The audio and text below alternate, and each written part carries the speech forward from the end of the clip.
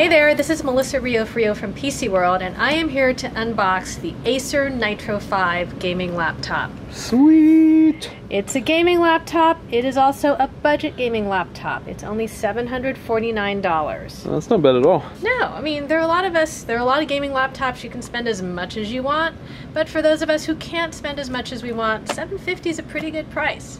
Yeah. So I'm going to take this out of the box and talk to you about what you get and don't get for your $749. Let's do it. Let's crack it open. Okay, and I'm going to spin it this way because I think... Oh, what is it doing? Here it is. Have they had this lying around for a while? They just announced it at CES in January. Actually, you and I saw an early model there. We did. So let me get all this junk out of the way. The manual. Who needs that? Support documents. Who needs that? Okay. Remember the last unboxing we did that had like the little doors that opened up and music and stuff? This Not is a as fancy here. budget laptop, people. You're not going to get any music. But here we are, coming out of its sheath. I really like the brushed. This is plastic, but it's brushed. Yeah. All right, and it's got this cute little nitro red hinge. So now we're going to open it up. Oh, more cover plastic. There we go. Nice. All right, red and black. What a revolutionary color scheme for a gaming laptop. You got your WASD keys highlighted here. How do the key presses feel? Oh, people, this is a membrane keyboard. But, you know, it's a budget laptop. It doesn't feel, I mean, I don't know what the exact travel is, but I can feel what's happening there. Big trackpad. Big trackpad, click pad. Feels okay. Hard to know until you really get into it. Again, you have the red hinge here. Makes you feel good about, you know, this is a gaming laptop. This is a 15.6-inch display. Since we just took it out of the box, there's no battery, so I'm not going to turn it on for you. In 1080p. It's 1080p IPS. IPS is a good technology, so at least you're getting that. You're not getting some TN. So that's good.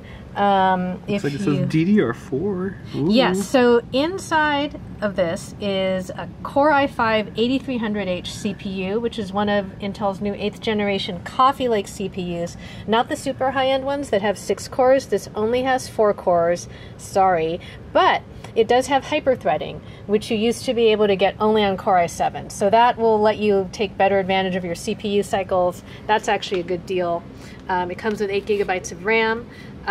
It has a GTX 1050 discrete GPU with 4 gigabytes of its own DDR4 RAM, or is it DDR5? DDR5. Yeah, you're right, DDR5. And for storage, it has a 1 terabyte 7200 RPM SATA hard drive. It's 7200 RPM. It's big. If you want to spend another $100, the next tick up in this SKU is $849, and it comes with a 256 gigabyte SSD. Not as much room, faster storage. However, I am told that there is an extra 2.5-inch bay in this laptop where you might be able to put something else. I'm just not sure if the hard drive, it's got to be this.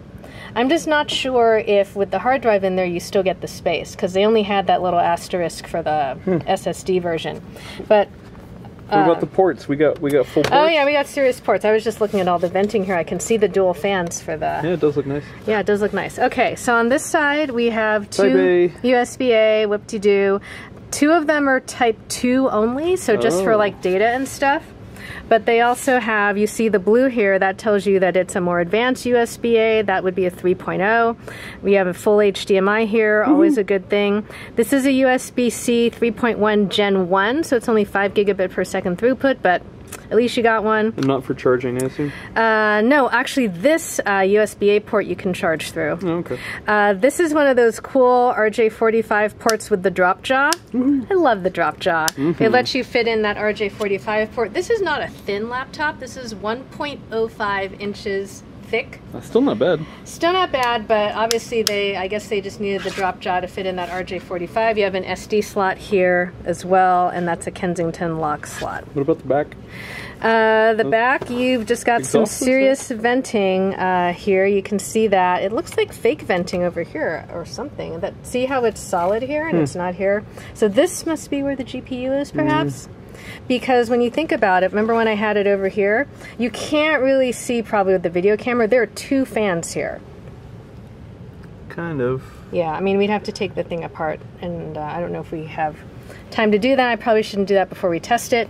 But obviously there are a lot of vents underneath here, probably pulling air in and then pushing it out this way. This laptop is 5.95 pounds. And it's about 10 by 15, so pretty big, 5.95 pounds, not that light. But this is a budget gaming laptop, so it has a 4-cell lithium-ion battery with an estimated life of 5.5 hours. Also, again, not that long, but that's not that big of a battery. And obviously, if you're gaming, do not expect very much battery life out of this at all.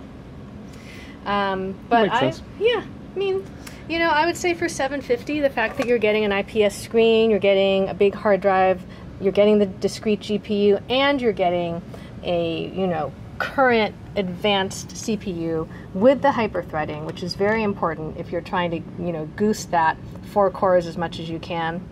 For $750, this is a pretty good deal. Nice, I like it. We're going to do all our usual testing to it. We're going to be benchmarking it and reviewing it shortly. Awesome. Yeah, I mean, there are so many good gaming components out now, and you don't have to spend $1,000 to get a decent gaming machine. So I'm really looking forward to seeing if this is really going to look like a good deal for budget gamers. Awesome. Cool. Thanks, Melissa. Hey, no problem.